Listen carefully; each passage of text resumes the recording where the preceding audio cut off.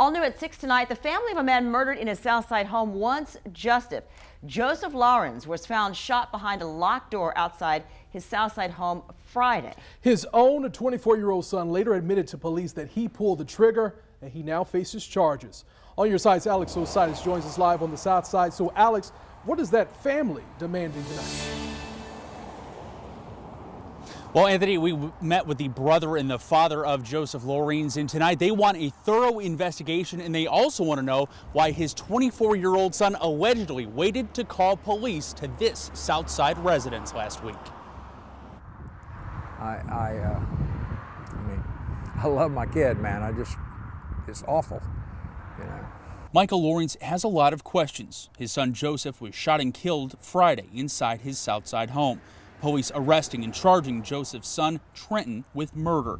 First Coast News obtained a report from the Jacksonville Sheriff's Office detailing the moments his officers arrived, sweeping the home and finding Joseph Lawrence dead.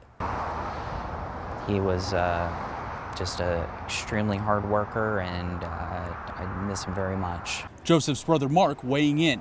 The police report explaining how Trenton called his maternal grandparents first, who then beat police to the scene. It bothered me. You know. So my brother was left there to bleed to death and die. Trenton telling police that his father had been banging on his locked door and yelling.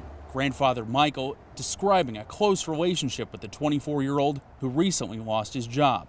Mark saying Trenton kept to himself. And he never wanted to go out anywhere, and he was a very secluded individual.